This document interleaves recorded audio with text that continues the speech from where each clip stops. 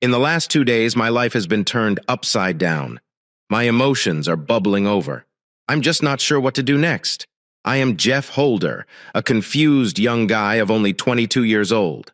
I am from a really wonderful and happy family. I have one sister, Susan, who is 3 years older than me and, I believe, happily married with her own son. I need to backtrack a little and tell you about my upbringing. I had lived in the same house from birth. I recall my sister picking on me, but that was simply sibling rivalry. We now get along wonderfully. The Cooks live next door. There were Mr. and Mrs. Cook and their daughter. Charlie is my best friend ever. Her name was Charlene, but she preferred to be called Charlie. She was what my parents would have described as a tomboy. We attended the same school, although she was a year behind me. We've been walking to school together since first grade. We were friends and told each other everything. I used to get upset when people labeled her my girlfriend when she wasn't. She was my pal and greatest mate. We discussed a variety of topics, as children do. One day we discussed kissing. I recall being 11 years old and not being really interested in girls. We decided to kiss, kept our eyes open, and touched lips. "So what do you think?" I asked. I didn't feel much. "I don't understand why people think it's so great," Charlie answered. It felt like kissing my sister. "Yuck," I said. It was hilarious because when we were younger, we used to swim together, play ball, and even wrestle. Even as teenagers, we strolled to and from school as if we were brother and sister. We studied most evenings together. Other times, we rode our bikes and watched a movie. We would even camp in the backyard. We didn't have sleepovers as we grew older. When we were younger, we did. But we erected tents on the floor. Our parents thought we were too old for that. I am a member of several school organizations and have played baseball and soccer. I was simply a normal kid who recognized he didn't have a career in sports. Charlie joined the band and played saxophone. She was also capable of playing several other wind instruments. She excelled at girls' softball. She could kick buttocks. So we didn't see one another as much in high school. One of us was always playing a game or practicing. I asked her if she wanted to attend the junior prom, but her mother said she was too young, so I picked another girl. My senior year, I did not attend. When Charlie informed me, Mike Hagan questioned her and she agreed. I intended to ask her, but never got around to it. She told me she had a good time until Mike tried to kiss her and she had to correct him. She didn't explain what she did, but it made me smile. I graduated and began working in a components manufacturing plant. When I got home one day, I noticed Charlie sitting on her porch with a beautiful female. I approached and she introduced me. "Jeff, this is Candy, my cousin. Before you ask, this is her true name. She just relocated here from Arizona. Her father, my uncle, is in the military. Candy, this is Jeff, my dearest friend." I told her how delighted I was to meet her and inquired about her occupation. I discovered out she was 21. I was 19 at the time. She explained that she worked as a secretary at an insurance agency. I must add that she was a beautiful woman. I don't think Charlie appreciated the way I looked at her. Surely she wasn't jealous. We talked for a bit on the porch before I decided to invite Candy out to a movie on Saturday night. I was shocked that she consented to go.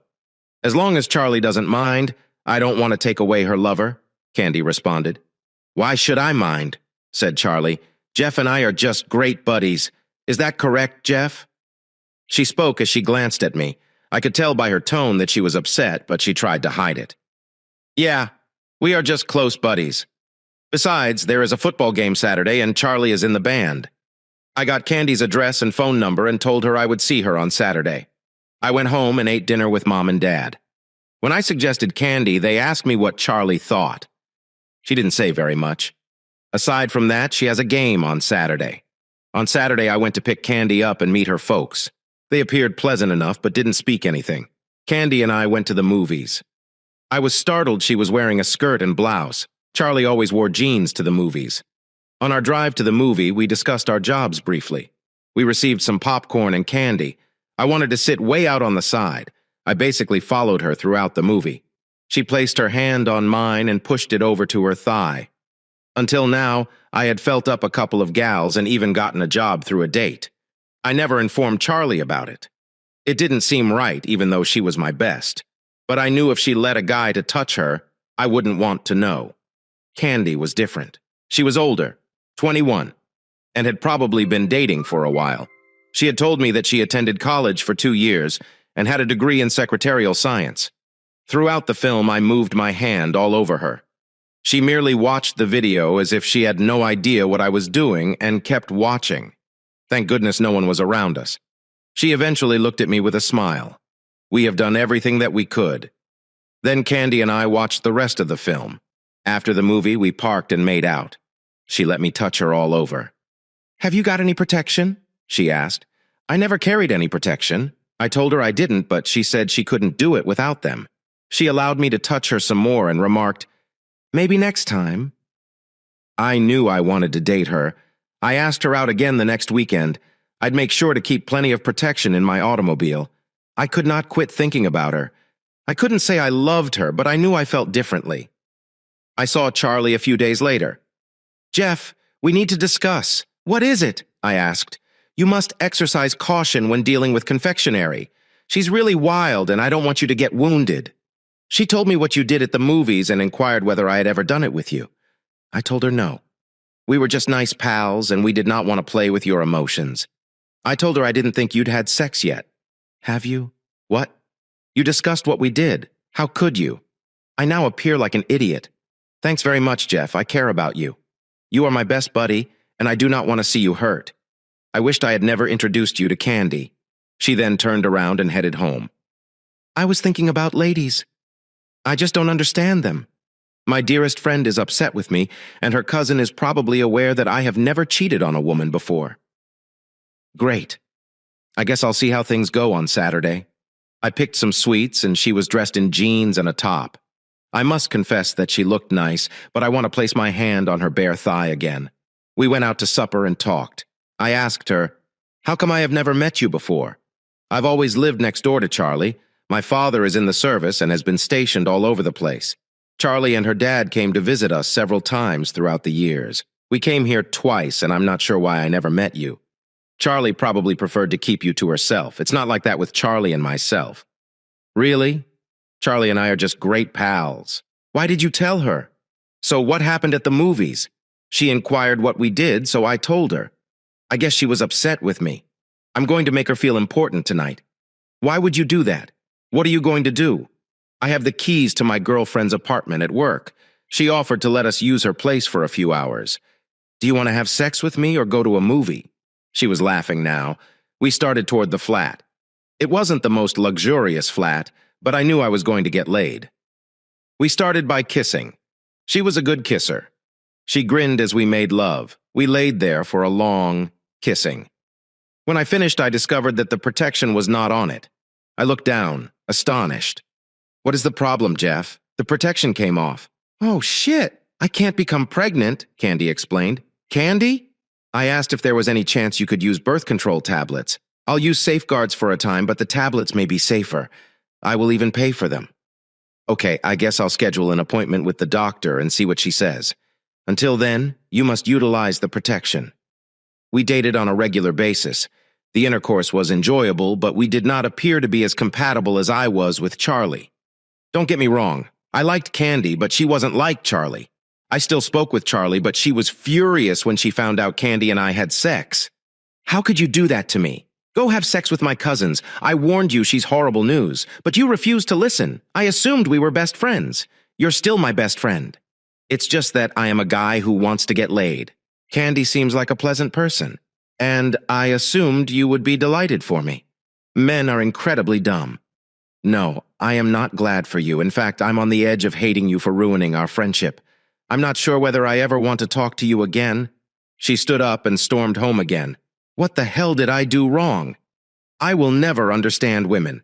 I kept dating Candy, but she kept putting off getting her birth control pills. I was still wearing protection, but it hadn't come off recently. Charlie would say hello to me, but not much else. I found out she was going to her prom without asking me. I approached and knocked on her door. "Charlie, I thought you asked me to take you to your senior prom. What happened? What transpired was between you and my 304th cousin. Do you honestly think I'd go to my prom with you when you're screwing my cousin? How foolish can you be?" She closed the door on me. I liked Sugar and had fantastic sex, but I missed Charlie. Shit. My life was chaotic, and it only got worse. Candy called me. She explained that she needed to see me. I went to her place that evening. What is the problem? Couldn't that wait until Saturday? I asked. I went to the doctor to check if I could receive birth control pills, and the doctor informed me that I was already pregnant, just under 3 months.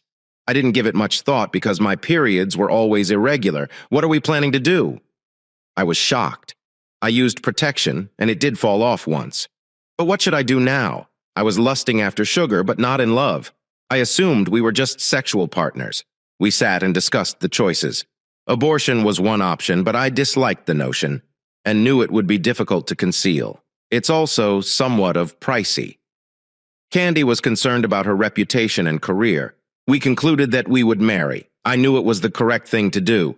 I remember reading in a fiction that you wanted to play. You have to pay. I cared enough about Candy to believe I could love her. We told her folks we were getting married. They attempted to talk us out of it until they discovered she was pregnant. They were furious but glad that I was doing the right thing by marrying their daughter. I told Mom and Dad that night, and they were furious with me. I'm sorry I let them down, but it was too late. The hardest person to tell was Charlie. I went to inform her, but she already knew. You are an asshole, Jeff. You are making a huge mistake by marrying Candy. You'd be better off not marrying her and instead supporting the baby. Jeff, I know it's too late, but please know that I've always cared about you. When the time comes, and it will, I will be there for you. I had no idea what she was talking about, but she started crying, hugged me, and closed the door. Candy wanted to marry immediately away before she started to show, so we planned a modest private ceremony the next weekend. Only our parents and my sister were present.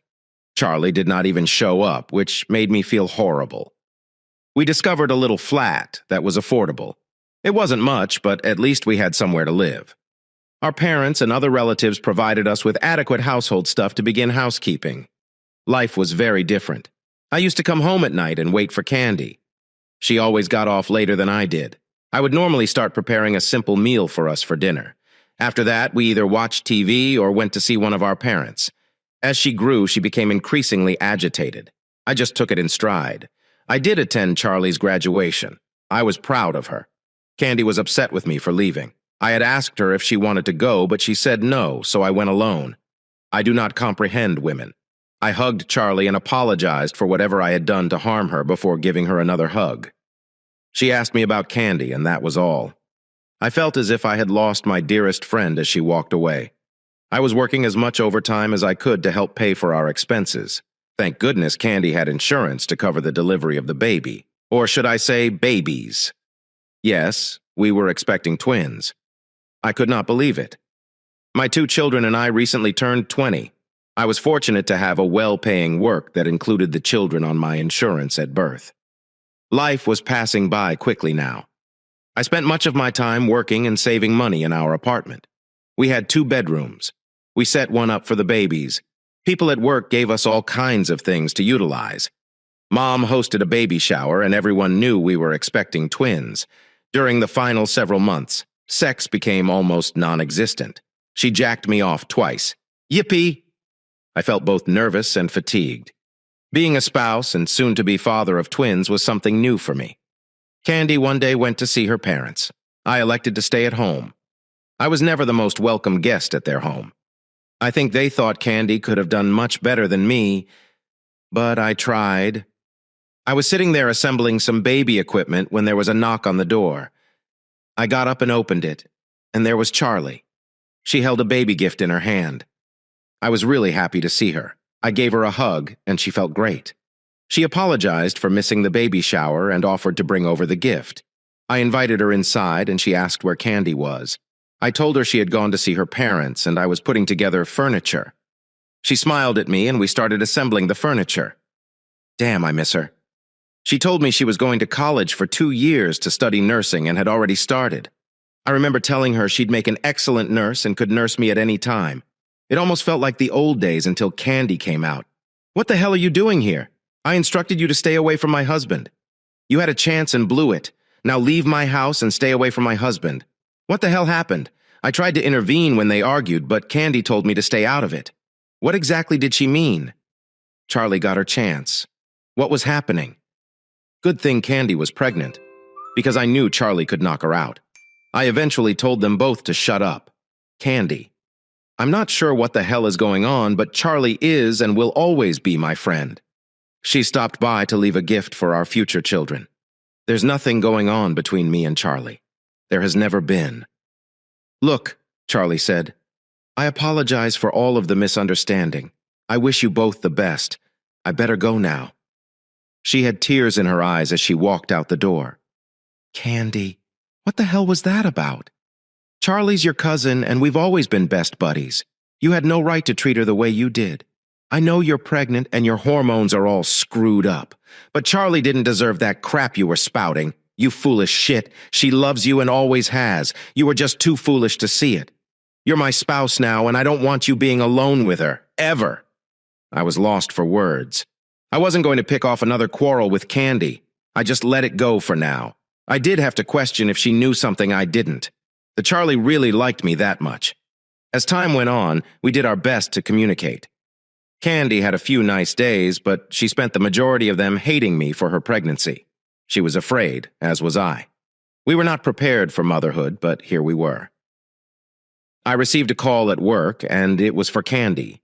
She needed to go to the hospital. The babies were arriving. I departed as soon as possible and met her there. I called both her parents and mine. They arrived immediately as I got there. Candy was cursing profusely. You son of a bitch. You should not touch me again. God, it aches. I wish it was you pushing these babies so you could understand how it feels. She went on and on. Thankfully, our parents did not hear her. I was in the room during the delivery. She barely said anything kind to me. I was aware she was in pain, but there was nothing I could do. I offered to grasp her hand, but she rejected me. She finally screamed, and I saw the head of one of the infants. It was a boy. It certainly looked messed up. My stomach was getting uneasy. The nurse noticed the frown on my face. Do not worry. They all look this way until we tidy them up. She offered me a very warm smile. The second one arrived a few minutes after the first. It appeared similar to the first one, but she was a girl. Candy laid there looking like she'd just gotten out of the shower. 2 nurses cleaned up the babies while another assisted Candy with some of the cleaning. I came out and informed our parents that they were now grandparents. You've got a grandson and a granddaughter. The doctor said they appeared to be in wonderful health. I was relieved the torture was finally done. We all waited in the waiting area till we were allowed to see the Candy and infants. She was still not speaking to me. She didn't say much to anyone. They brought the infants in, and everyone appeared thrilled except Candy. I knew she'd gone through a lot, but I expected her to be more excited. The grandparents certainly were. We named them Larry and Sherry. They were adorable babies, even though they were mine. I was quite happy. I was suddenly a father, and a very proud one.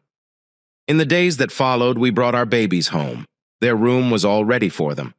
Candy's demeanor toward them has improved. I tried to help as much as possible. Candy did not want to breastfeed, therefore our babies were fed formula. I pledged to help as much as possible. Candy had taken a 2-month maternity break. When I returned home from work, she would badger me and tell me it was my turn to watch the babies. She needed to do it all day. I didn't mind because I genuinely enjoyed being a father. I was even able to change diapers from the beginning. Every day, I looked forward to getting home and playing father to my twins. Candy did what most mothers do, but she never felt passionate about her children. I assumed it was just that her emotions were overwhelming. I did my best to soothe her. She joined an exercise club to help her body recover. Now I knew what the issue was. She feared she had lost her gorgeous body. She went to an hour-long workout class every evening after I came home from work. It took no time at all. I told her that she looked amazing. She waited 2 months before having sex with me. She did go on birth control. She didn't want any more children. We needed a strategy for after she returned to work. My mother suggested she watch the kids while I worked. She was crazy about the twins. Candy would drop them off in the morning before heading to work, and I would pick them up unless I needed to work overtime. It worked out fairly well. Mom would occasionally have dinner ready, and I would eat their chocolates. I hardly ever made dinner. I'd take a dish of food home for her. Charlie came by one day while I was at my mother's house. God, it was wonderful to see her. I hugged her and asked if she'd like to see the twins. Jeff, I see the twins almost every day. I stop by after school and occasionally assist your mother feed them. I'm not sure what to say, but they're gorgeous and precious. Charlie commented as Mom stepped out of the room. Too bad their mother is a bitch. They deserve so much more. Charlie, she's my wife. You are talking about, I know, and thank God they have a father as kind as you. She hugged me and went home. Mom returned to the room but stayed quiet about Charlie. We chatted about the children before I took them home. The twins were born approximately 9 months ago. The kids have more fun than ever. I lie on the floor and they crawl all over me. Candy appears to be doing much better now as I watch her interact with the children. I know she has a busy schedule at work. She will now work out twice a week in addition to being a mother when she is at home. Mine is not any easier. I pick them up at their mother's house, make sure they are fed, and play with them until their mother arrives. It's what parenting is all about. At least twice a week, we take them to visit Candy's parents. They enjoy spending time with the children. How could they not? Charlie's parents came over a few times to visit Candy's folks. After all, both guys are brothers. Charlie's father, Ben, is Candy's uncle. His wife's name is Betty. I have known them my entire life. They were like my second parents. Candy's parents are Bob and Alice Cook. They did not appear to like me as much as Ben and Betty do. However, I did get their daughter pregnant. Our sex life is satisfactory, but not particularly memorable. I expected us to be at it almost every day for at least a few years. I'm lucky if we do it twice a week. It's great when we do it, but I always have to be the catalyst. We don't go out that often, maybe once every few weeks. On those days, I usually arrive late. Candy enjoys drinking, but I am usually the driver, so I stick to Pop. I'm just trying to be a responsible driver and father. We went dancing with a few of her work friends. I guess I dislike the way she flirts, but I'm not sure what to do about it. I told her she was flirting too much, and she backed down a little. I've recently received calls from her informing me that she will be working for more than an hour. After the third time, it occurred about twice a week. It made me wonder. So on my way home, I drove past her insurance offices and noticed a light on inside and her car parked there. I went home. I asked her about the sudden overtime, and she said they were revamping the computer system, which was too busy during regular hours. I honestly didn't purchase it. Why was she always working over? I passed by 3 times and saw only her car and one other, which was always the same car. I wondered if she was cheating on me. After all, she was a beautiful woman who was probably alone with another man. She had a jealous streak towards me, which made me wonder if she had a lover. One day while I was at Mom's to pick up the kids, she told me she needed to run to the store. Charlie happened to come over. I've never said anything to Candy, but Charlie comes over whenever I'm there. Quite often. We just talk about the old days and the kids. She is about to begin her second year of college, working toward her nursing degree. She was going all year. She said she was studying DNA and asked if she could take mine. Charlie, I understand what you're doing. Believe me, the kids are mine. Go ahead, take our DNA and knock yourself out. Jeff, I adore Larry and Sherry. I don't trust their mother. You shouldn't either. For the record, I hope they are your children. Charles, I spend more time with them than their mother does. Why is there such a distrust of Candy? She is your cousin. Look, she was a wild child when she was younger. I remembered how she was when we went and visited them. I don't think she's changed that much. The reason she went out with you was because she knew I loved you and planned on stealing you from me. She succeeded.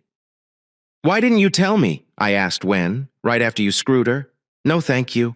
You made your bed and now have to sleep in it. But it doesn't mean I have to stop caring for you. I have to go home now. I was shocked to hear that. But later, when Mom came home, she told me that after school, Charlie always came over to visit. She would take breaks from doing her homework and help Mom with the kids. They were quite the handful. Damn. My emotions were all mixed up. I was married now and had a family. I had to do whatever it takes to make it work. I tried to help Candy even more. Nothing seemed to improve all that much. Still had sex once or twice a week, usually after we went out. I was somewhat at a loss till I heard a knock at the door. I answered it, and it was Charlie. Charlie, what are you doing here? If Candy catches you here, she'll go berserk. Much as I hate to, I have to ask you to leave. She won't be here that soon. I bet you got a call. She's working over. How do you know this? I asked.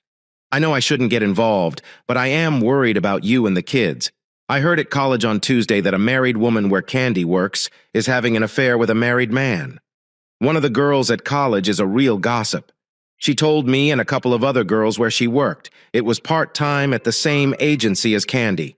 She told us that the woman who she wouldn't name stays late on Tuesday and Thursday, so I drove by on Tuesday and there was Candy's car in the parking lot next to one other car. Today is Thursday and I drove by and there it was again. Charlie Candy has always called me when she works over. She's never more than an hour late. That doesn't mean she's having an affair. Do you have any kind of proof, like pictures, that she is being unfaithful to me? No, I don't. I just thought I would tell you what I heard and saw. I'm not trying to be mean or break up your marriage. I am sorry. It was stupid for me to even come here. I feel so stupid. It's just that we always watched out for each other, and I hate seeing you get hurt. Please, just forget I was here. I was wrong to come here again.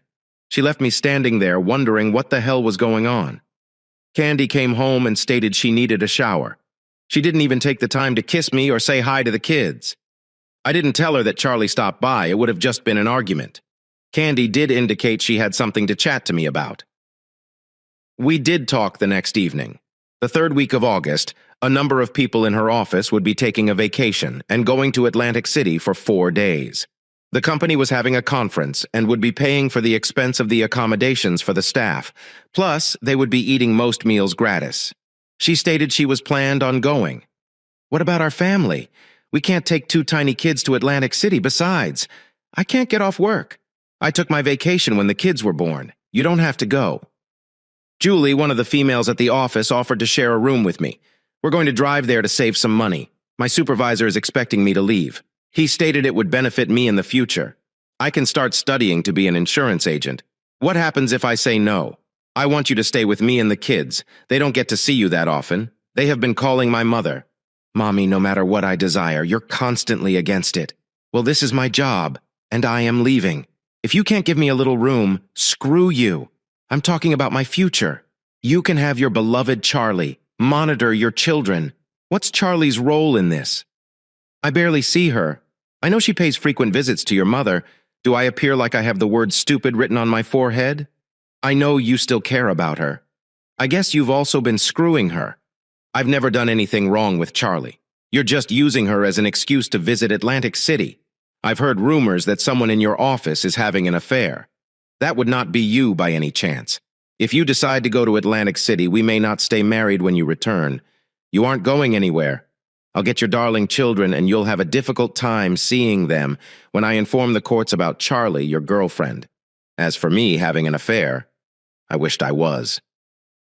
It was 2 weeks away, and we argued every day until she had her luggage packed and was ready to leave. She did not work any extra for the next 2 weeks. I had a feeling she was hesitating to tell me something. I was at a loss for what to do. I threatened divorce, and she did not bat an eyelid.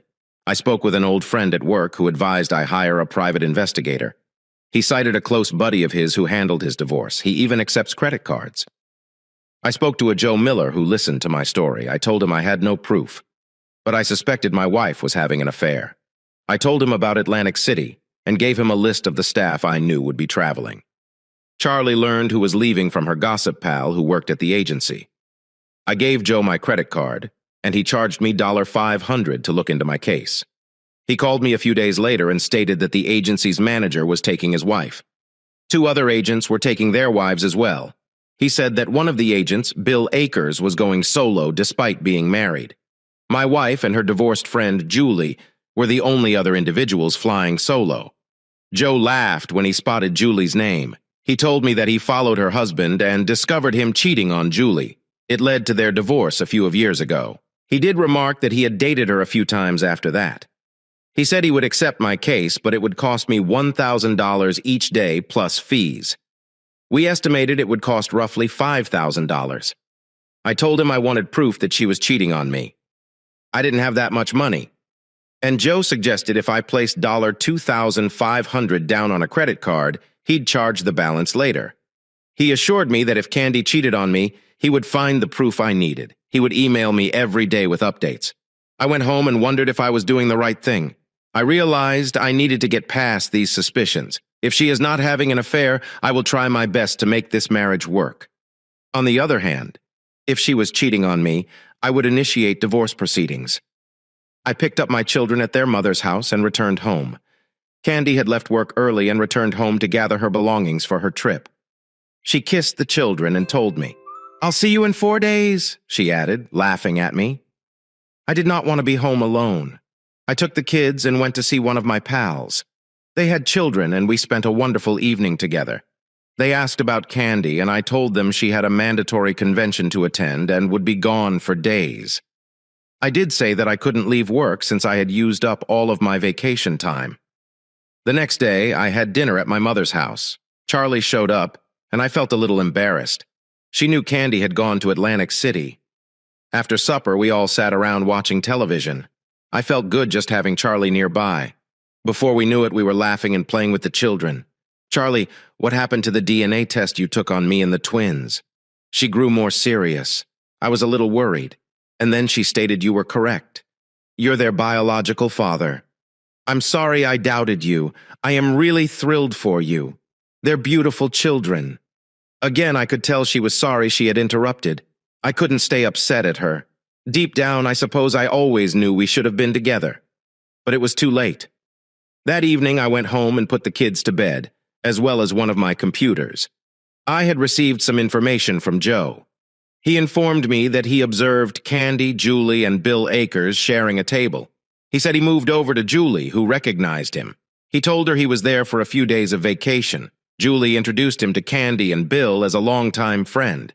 He went on to say that they invited him to join with them at their table. He claimed to be interested in Julie and invited her to dance. Bill and Candy got up to dance as well. He emailed me a few photos from his phone, but they didn't prove anything more than that they were dancing close. He told me that he planned to date Julie and would have first-hand knowledge of what happened. When they all went to their conference the next day, he planned to place a tiny camera in their rooms. He assumed that if something happened, it would take place there. Friday after work, I went home before heading to Mom's to pick up the twins. I wanted to examine the computer. Joe had put up a live feed in their bedroom. He said I couldn't use it in court because it was stolen unlawfully, but I could do whatever I wanted. He taped his leverage. He also placed an audio bug underneath one of the beds. If he had any audio or video files to share, he'd email them to me. I assumed it would be the next morning before I knew anything more. I gathered up the kids and headed next door to see Ben and Betty Cook. It has been long since I've seen them. They played with the children who were their grandniece and nephew. We talked for a while, but they didn't say anything about Candy after we announced her travel. Charlie returned home and was startled to see us at their home. Mrs. Cook invited us to remain for dinner. She prepared macaroni and cheese for the twins. We stayed rather late. I wasn't in any hurry to get home. It felt more like home to me. I got up early the next morning to check the computer before the kids awoke. My worst fears were realized. Joe told me after the meeting that he met up with Julie, Candy, and Bill and went out to dinner. When it came time to head to their room, he invited Julie to his room for a nightcap. Bill went to his room while Candy went to hers. He provided a video of Candy speaking with Bill on the phone. She informed him that it was safe to return, and that Julie had called to say she was staying the night with Joe. When Bill entered the room, Candy wrapped her arms around him and started kissing him. I could hear them speaking. "God, I miss being with you. We needed to make sure we were safe to be together." Candy responded, "I need you to make love to me." They stripped and started having sex. I saw him screw her twice before turning off the computer. I'd seen enough for now. I had 2 small children to care for. I called a legal acquaintance and explained that I needed to understand my rights before filing for divorce. I informed him I had videotapes and photographs of her with her lover, even if they might not be admissible. I wanted custody of my children. We talked for a long time, and I told him I'd be back the next week, presumably to file for divorce. I did not want to be alone. I needed someone to talk to, and I hoped it was Charlie. The difficulty was that I didn't want her to get involved in the divorce. Candy has already stated that she will involve Charlie if I try to divorce her. I decided to call Candy in the hotel. She answered the phone, sounding like she had been drinking. "Candy? You have not phoned, so I decided to call you. How are you doing?" "I'm fine." Meetings all day, then Julie and I ate dinner together. I'm getting ready for bed now. Overall, it's been quite uninteresting. I need to take a shower. I'll see you in a few days. Bye. I knew she was lying. I heard a man's voice in the background. She didn't even inquire how I or the kids were doing. I would probably take shots of her later while I was sitting and playing with the kids. A knock on the door. I answered, and it was Charlie. "Hi. Charlie said you would like some company." She came in, and we talked. She was the only person I could always speak to. She inquired why I was so down, and I assured her she was correct. Candy was cheating on me, and I planned to divorce her when she returned home. "Jeff, how do you know for sure? I felt out of place informing you about her suspected affair at her employment. You can't divorce her over gossip. I'm eating a pie with her in Atlantic City." I knew it was wrong, but I needed to know for sure. He sent me several files of her and Bill Akers having sex. "Oh God, I'm so sorry, that bitch." Charlie responded, "I ought to kick her butt. I'm worried about the children. I told her if she went to Atlantic City, I might divorce her when she returned. She laughed and threatened to inform a judge about me and you. But we have never done anything wrong, only chatted. She has nothing against us. I almost wish she had." Charlie responded, "What? Keep your shirt on, Jeff. It means I've always cared about you and have wondered what would happen if we were together. Have you ever thought of me in that way?" "Many, many times. But I was stupid and pursued your cousin. The rest is history. The kids were in bed, and we chatted about what could have been. As much as I wanted to hug and kiss her, I was a married man. I was going to keep my vows. If I didn't, I'd be just like Candy. Jeff, if you get divorced, I will be here to support you. I will never desert you. You will always be my best." But I did hug her. It was nearly midnight, and I didn't want to check my emails. I'd seen enough that morning. There was a knock on the door, which shocked Charlie. Who could be here at this hour? I wondered. I heard the rap again and got up to respond. There were 2 highway patrolmen stationed there. "Are you Jeffrey Holder?" asked the cop. "Yes, sir. But what? Why are you here? Particularly at this time of night. May we come inside? We have some really unfortunate news for you. Sorry, yes. Please come inside." They noticed Charlie sitting there. I assumed they were wondering who she was. "Mr. Holder, please sit down. What is this all about?" "I've been at home all evening," I explained as I sat down. Charlie hadn't said anything. "Mr. Holder, are you married to Candy Holder?" "Yes, I am. She is in Atlantic City. What did she do?" "She was murdered in a car accident." "Mr. Holder, it happened a few hours ago." I was stunned. I could not talk. I sat there, startled. Charlie spoke. "Officer Candy is my cousin. I'm here to help Jeff with the kids. Can you tell us what happened?" "We received a call from Atlantic City where an accident occurred. We were instructed to notify the next of kin. She had her handbag and driver's license, and we were instructed to contact Mr. Holder. We are deeply sorry for your loss. I spoke to her a few hours ago. She said she was going to shower and then go to bed. She never drove when drunk. I was always the designated driver. She was not alone, Mr. Holder. She was a passenger. But this was her automobile. Are you familiar with Bill Akers? He was driving her automobile while under the influence. I've met him several times. Why was she with him? Did he also die?" "No, he's in critical condition at the hospital. That's all we can tell you for now. If you require any additional information, please contact the Atlantic City Police tomorrow. We're sorry again for your loss." After the officers left, I burst into tears. Thank goodness Charlie was there. She cried with me. My thoughts were rushing through my head. What do I do now? Her parents deserve to know. My parents also need to know. I was wondering if I should wait till morning to call anyone. What was there to gain? To interrupt their sleep? Charlie said she'd stay with me tonight. I should not be alone. What will they think? My wife was killed and you were at my apartment. I asked Charlie, I do not care what others think. I will not leave you here alone. Besides, tomorrow is Saturday, and I can help by minding the kids while you notify everyone. I promise, Jeff, that we will get through this. I instructed Charlie to take the bed, and I would sleep on the couch. I'd be getting little sleep anyway. Charlie went to bed after 2 o'clock in the morning. I hurried over to the computer to check if Joe knew what had happened. First, I obtained some files of her and Bill kissing. Then she started undressing in front of him. The phone rang, and she was speaking to me. All the way, Bill was gratifying her. She hung up, finished her drink, and dressed. She and Bill exited the apartment. After then, I received a lengthy email from Joe, but no audio or video files. Jeff, if you're reading this, you must have learned of Candy's death. I'm going off the case now. There's no point in squandering your money. I'll be back in town tomorrow if you want to see me. We'll just call it even with the advance. I was able to get the bugs and camera out of Candy's room. I know the cops will search it. I apologize for your loss. At 7, I called my parents and informed them of Candy's death.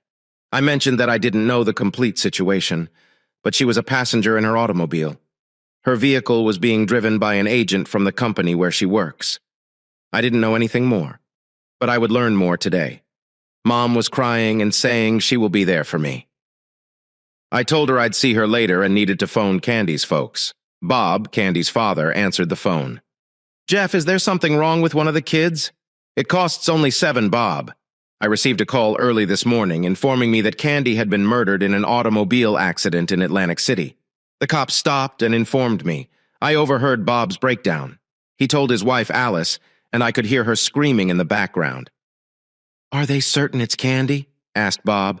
Yes, they had her purse, and this was her car. She was with a colleague who was driving. I think they hit a post, but I'm not sure. I will find out later today. I'm calling the Atlantic City Police Department. They asked that I keep them informed and call them if I needed anything. I prepared a pot of coffee and tried to decide what I was going to do today. Charlie had gotten up, entered the kitchen, and simply hugged me. We held each other for what felt like a few minutes. She had tears in her eyes after the kids stood up. We fed them, and Charlie helped them dress. I dropped them off at Mom's. Charlie informed me that she would tell her folks about Candy. Mom offered to keep the kids all day so I could accomplish what I needed to do. I needed to contact the Atlantic City Police Department. I also wanted to talk with Joe Miller. I first contacted the police. I explained who I was. They asked a lot of personal questions to ensure I was Jeff Holder. We are sad for your loss, Mr. Holder. I'm guessing you want some details about your wife's demise. She was a passenger in the vehicle driven by Bill Akers. Preliminary testing revealed that both had ingested enough alcohol to become drunk. Mr. Akers hit a light pole at tremendous speed. Your wife was found wedged beneath the dashboard because she was not wearing her seatbelt. The impact had fractured her neck. The medical examiner stated that she died extremely rapidly. How about Bill Akers? Is he still living? I asked. Yes, he is in extremely severe condition. He is undergoing surgery as we speak. He suffered significant injury to his lower extremities. His chest was crushed against the steering column. He will be undergoing additional procedures. He has a 50-50 probability of surviving at this stage. He won't be able to get away with it if he survives, will he? No. Mr. Holder, he will face vehicular homicide charges in connection with your wife's death. He wasn't sober. Sir, you've gone well beyond the permissible limit. What should I do now? You're familiar with my wife's physical appearance. I recommend that you hire a lawyer to oversee the transfer of the body to your preferred morgue. We will also send her personal stuff beside her body. I will fax an accident report to your lawyer for insurance purposes. Again, Mr. Holder, I am deeply sorry for your loss. After communicating with the police department, I contacted the lawyer I had spoken with a week before. He was astonished to hear from me so quickly. I told him about my wife's death and asked if he might help me. He said he'd see me in a couple of hours at his office. He received information about the accident, and they would transport my wife's remains to the funeral home I had chosen. They told it'd be a few days. The lawyer claimed he would handle all legal problems.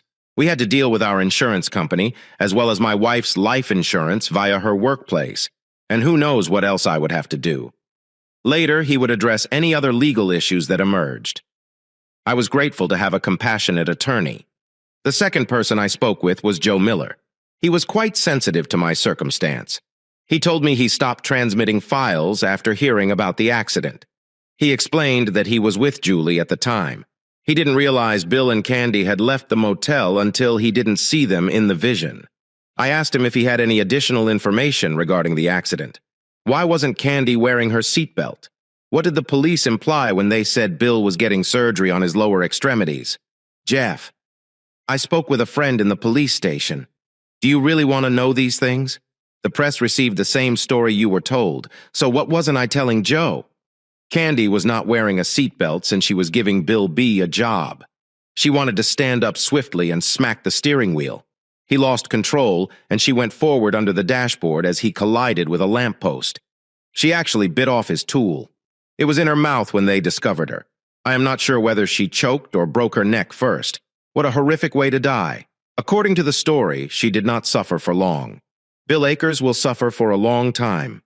He ruptured a lung, shattered a few ribs, and injured his spleen. They might discover more damage while operating. If he gets it through all of this, he will be charged with vehicular homicide. I thanked Joe and needed to speak with Charlie. I called her and she agreed to meet me for coffee. "What is it, Jeff? What did you find out?" I'm not sure how much I should tell everyone. I told her the entire thing that Joe told me. "Don't tell anyone, Jeff. Do not spoil everyone's memories of her. Just believe the printed story that they hit a post and she was murdered. You could pretend they were returning from a meal. You have no incentive to get even with her. She is the mother of your children, and you want her parents involved in their lives. It would be pointless to disrespect her. You are much better than that."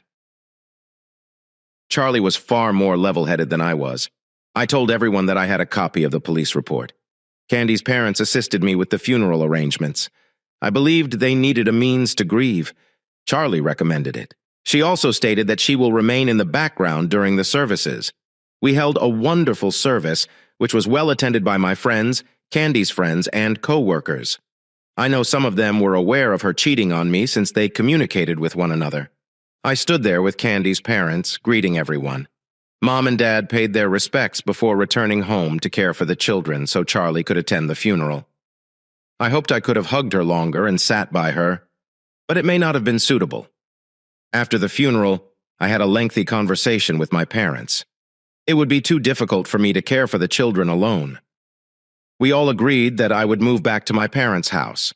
I could get my old room back, and the twins could share the spare room. I returned to work after taking time off for the funeral. I did not work any overtime. I didn't really need to. One day, I received a call from my lawyer, who advised me to stop working for eye candy. It was to pick up her personal belongings, which included the life insurance check and money from Candy's savings plan. Most of the staff paid their respects again, but I could tell that some, such as Julie, were trying to avoid me. I wanted to yell at them, telling them that I was aware of Candy's cheating and how to deal with it. They were all dead. But as Charlie pointed out, it was declared an accident. I got $100,000 plus a few thousand from her savings. I grabbed the money and put it in the bank for now. I plan to invest it later for the children's schooling. I also received a substantial payment from my auto insurance provider. They covered the cost of Candy's car as well as her accidental death. My lawyer had also contacted Bill Akers' insurance company. I actually received more money from his insurance company because he was driving Candy's car. I paid my lawyer's costs and thanked him for not mentioning the impending divorce. He simply grinned and shook my hand. Life had returned to some degree of normalcy. It would be a lie to say that I did not miss Candy. She was my wife and mother of my children. I cared about her, but I suppose she wanted more than I had to provide. The children were developing and saying a few words. It's funny how kids started calling the elder women in their lives Nana. That would be their grandparents and Charlie's mother. Younger ladies, such as my sister and Charlie, were referred to as Mother. I'm not sure how they knew the difference. I didn't realize I was Data. I wish I knew what constituted a typical morning. I wanted to go serious with Charlie, but I needed to wait till the right time. I was still confused and doing the best I could. My folks were amazing in assisting me. They treated Charlie like another daughter, like they have always done. Kenny's parents would visit the kids, or I would take them over once a week. They treated me well, but I don't think I was ever on their favorites list. After a few months, they requested if they may host a birthday celebration for the kids at their home. Everybody showed up. My parents were present, as were my sister's family, Charlie and her parents, who were also relatives.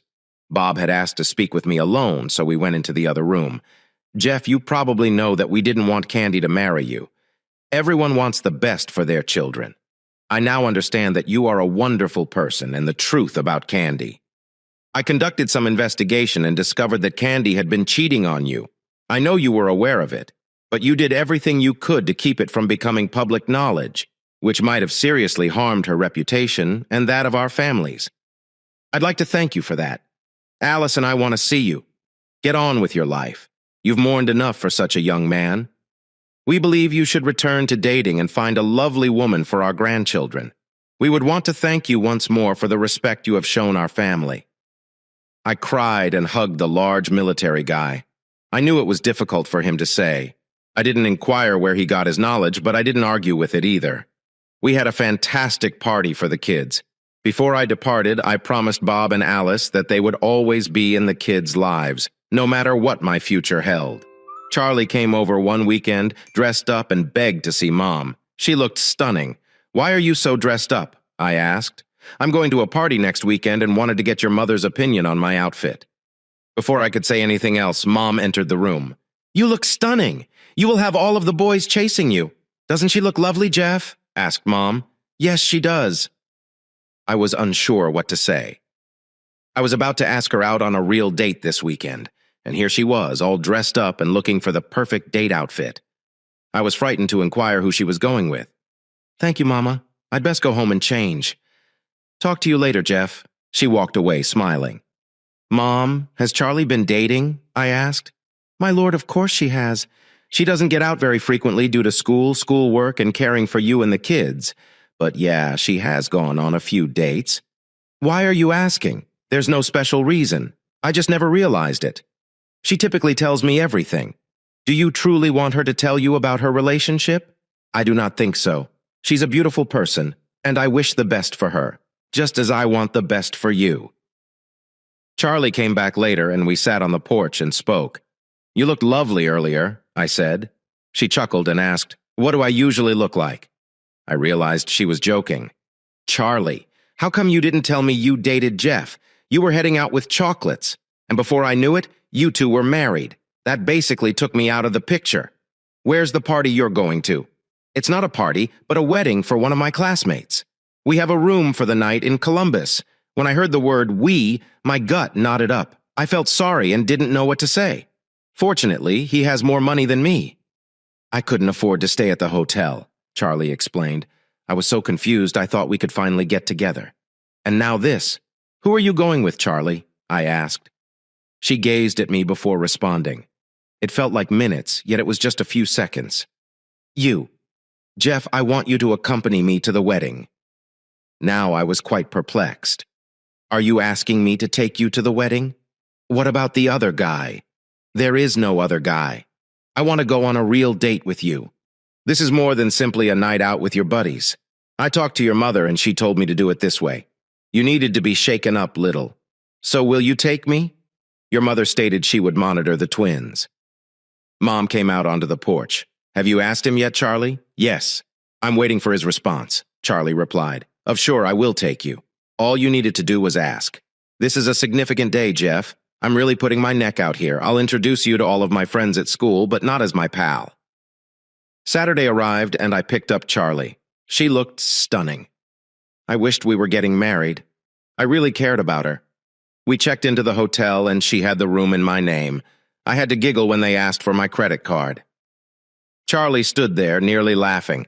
We proceeded to our room, and I realized Charlie and I were going to spend the night together. Of course I knew, but I didn't think about it much. We freshened up and went to the wedding. After the wedding, we went to the reception. Charlie introduced me as Jeffrey, her boyfriend. I liked the sound of that. We sat at a table with a few of her friends, and it was like seeing a different side of Charlie. We danced, and I hugged her close. I saw her dance with several of her pals. She continued glancing at me while she danced. I suppose she knew I was jealous. Finally, I was with her again. I kissed her. It's just happened. It was lovely but passionate.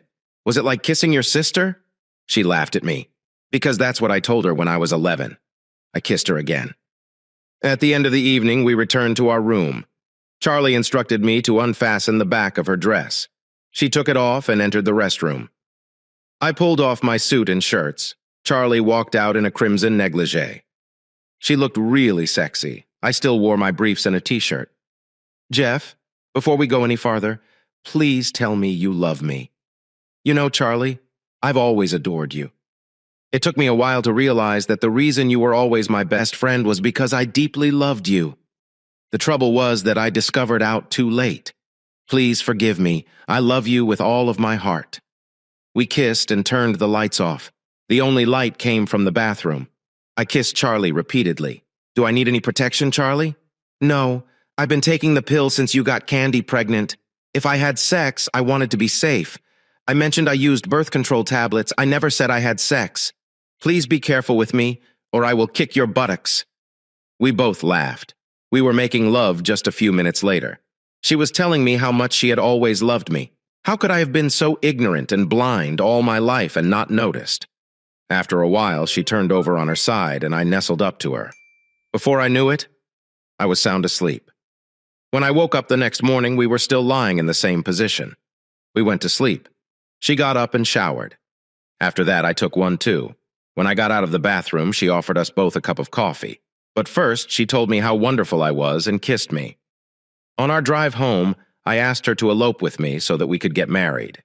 She did not respond, so I asked her again. "Charlie, would you like to leave with me and become my wife?" She looked over at me. "No, Jeff. I want to elope with you and marry." I was shocked. I thought you loved me. We were together last night to express our affection for one another. Why don't you marry me? Is it because of the children? Jeff, I adore you more than anyone else. And no one loves those children more than me. Then why don't you marry me? I do not comprehend. I never said I would not marry you. I stated I would not elope with you. I've desired a grandiose wedding since I was a little girl, and I wore a white gown. I know I told you this 1,000 times as we grew up. I want a church wedding with my mother in a gorgeous outfit and my father walking me down the aisle. I am an only child, and I would never take that from them. If you want to wait till I finish college, I'm in my final semester. We can marry in June, at the start of summer. By then, we'll be able to find somewhere to live. And I may have the wedding of my dreams, as well as the man of my dreams. I know tears were running down my cheeks. I informed Charlie that it must be my allergies. Jeff, no one knows you better than me, and you are allergy-free. We both laughed. We told my parents and Charlie's about our wedding plans. Her mother and father were quite excited. My mother had tears in her eyes. She has always adored Charlie, but would never intervene in my life. Charlie said we needed to go meet her Uncle Bob and Alice Kennedy's parents. They were astonished when they answered the door and saw me and Charlie together. Charlie addressed Bob, but he and Alice were together. "Uncle Bob, I need to talk to you. Jeff and I are getting married in June. We would appreciate your acceptance." I know there were rumors that Jeff and I were intimate when he was married to Candy. I'm standing here to tell you that it's not true. We never kissed that much while he was married. I can't say I didn't care for him, I did. But at the moment, he preferred Candy. Jeff and I remained buddies, but I swear we were never intimate. Bob walked over and hugged Charlie. "Charlie, I believe you. Furthermore, I know you don't need my consent to marry Jeff. Alice and I wish you the best. I can't imagine of another woman I'd want as our grandchildren's mother." Tom was passing by, so we went house searching and discovered a wonderful home with a yard for the kids. We made a down payment to hold it for us. After Charlie graduated, she spent the most of her free time preparing our wedding. She did get a job at a nearby doctor's office. I helped her as much as I could by sending out invitations, assisting with the cooking, and, of course, spending time with my children. They were now calling Charlie Corey. It sounds adorable when they say it. They will soon be calling her Mommy. The wedding went much better than expected. Charlie looked angelic in her white gown. The children wobbled down the aisle as ring bearer and flower girl. After saying our vows, we all went to a large hall for a celebration. After the reception, Charlie and I spent the most of the night making love. We then traveled for a few days to Branson, Missouri. We arrived at our new home to see banners and placards welcoming us home. The twins, as well as our relatives and friends, had gathered to greet us. It has been 4 months since our wedding. Charlie is now officially a mother, and she loves it. I'm still Data. Everything has been fantastic. Our children have 6 wonderful grandparents that love them. Mom still watches them while we work, but Betty has begun spending more time with my mother. We try to see Bob and Alice at least once per week. They're always welcome in our home. Charlie just got home and told me to sit down. She had something to tell me. Again, my feelings were jumbled. We are expecting the worst. Jeff, I stopped taking the pill several days before our wedding. I am here to tell you that you are a powerful man. I'm pregnant. I broke down and cried. They were tears of delight.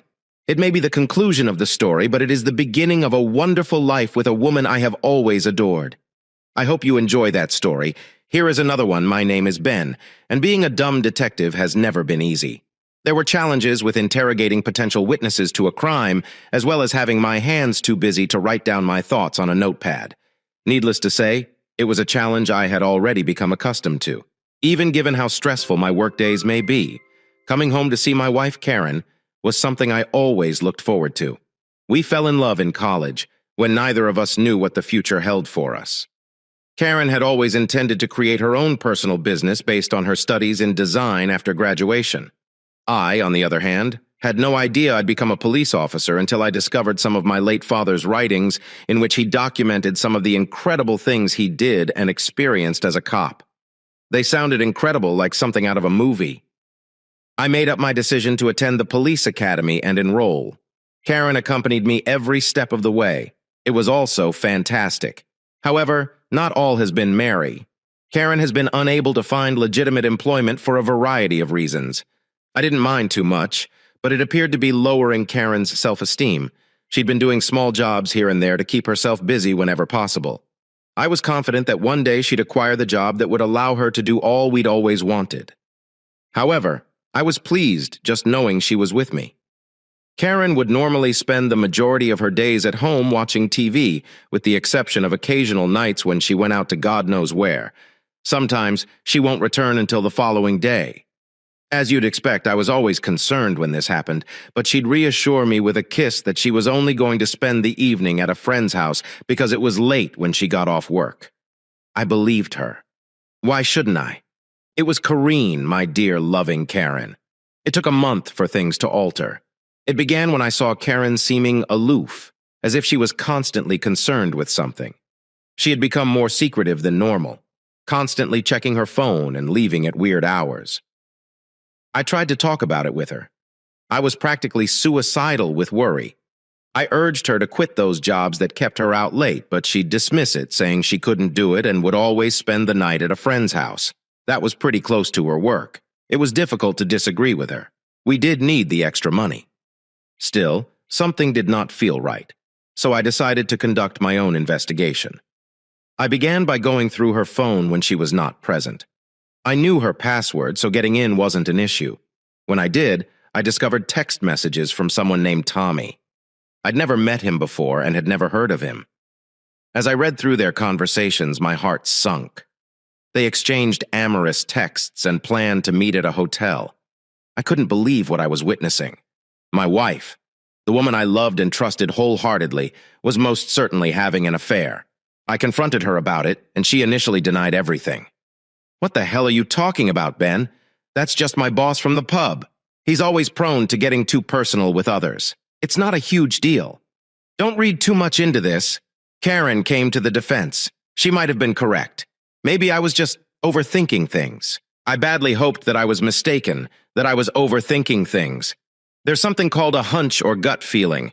When you've been working as long as I have, as a detective, you rapidly realize how accurate these sensations may be. Even so, I couldn't shake the feeling. My hunch.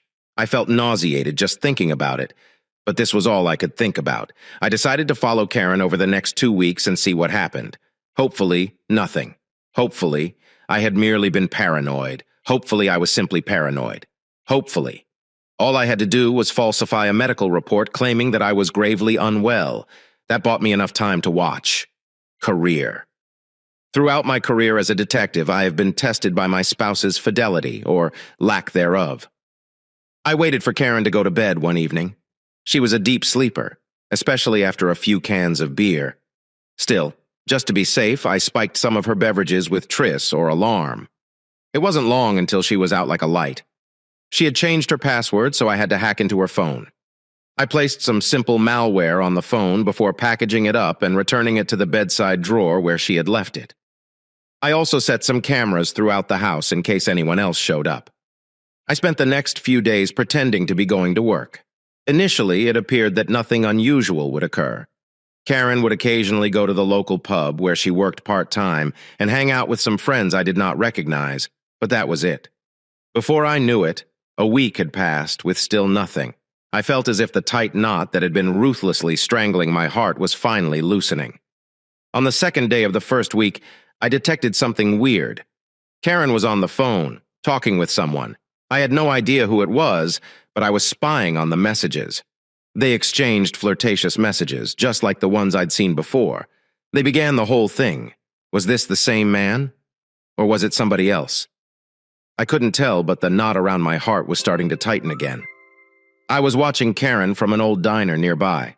I wasn't concerned about her unexpectedly walking in on me. Karen would never walk into this place. The previous time she went, she became ill from one of their salads. The restaurant was close enough that I could see the house through binoculars. After a time, I noticed a cab pull up to the front door. I saw a young man emerge from the back seat of the taxi. He knocked several times on the door until Karen opened it and hugged him fiercely. I noticed her look around a few times as she welcomed the stranger into our home. It took all my effort not to jump up and rush over to the house right now. I needed to observe and gather as much evidence as possible against her. I no longer felt the urge to defend her in my heart. She was guilty. I leaned down on my lower lip to prevent from shouting. I bent down so hard that I felt new blood stream down my jaw from where my teeth had penetrated my bottom lip. "Oh, Karen, how could you?" I grieved silently to myself, not moving my gaze away from the mansion. As a detective, I'd seen and heard a lot of horrific things, but nothing prepared me for the horrifying sound of sex between my whoring wife and the man who strolled into our home. They were at it for hours, and every second felt like an eternity of misery to me. After all that I've done, I gave Karen, you would. I could feel hot tears running down my cheeks. I couldn't keep them back. Suddenly, in a fit of wrath, I stood up and hurled the equipment I was using to monitor Karen to the floor. People gasped all around me as they watched in amazement at my performance. I wasn't really aware of the staircase. All I felt at the time was uncontrollable rage, a pure wrath. I was not going to stand for this. I was not going to let her exploit me like this. Treat me as if I mattered nothing. After giving her my everything, I desired vengeance. And I was going to get it, hook or crook. By twilight, when I returned to the house, the air was heavy with air freshener, most likely to conceal the stench of treachery. Karen approached me and attempted to kiss me on the cheek, but I avoided past her and went straight to bed. I didn't care whether he suspected this. I knew there was no going back, not for me. Later that evening, I read the messages Karen had sent to the man. I caught her with.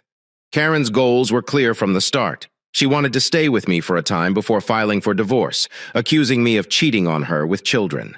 She planned to get away with as much money as possible so she and her partner could have what they wanted. Our connection, our love, was all fabricated from the start. What a fool I had been. I believed my heart couldn't be broken any further, but I was mistaken again. However, this just served to increase my resolve to exact revenge. It's time to make this bitch pay. I considered killing her several times, but I pushed those thoughts away. Not out of sympathy for her. No. I wanted Karen to spend every waking second of her unhappy life regretting what she'd done for something like this. I'd need to ask for a favor, and I knew exactly the proper type of scoundrel for the job. The tequila nightclub was only a few blocks from where we lived. There was somebody I knew working there. One can even say he ran the place. Malcolm's on it. He's always been linked to several of the organized crime cases I've been dealing with. He either had a direct role in them or knew someone who did. He preferred to hang out at the tequila nightclub while his lackeys did the hard work. I dealt with one such case in the past. Malcolm's longtime friend betrayed him by kidnapping his wife and kids to use as bargaining chips.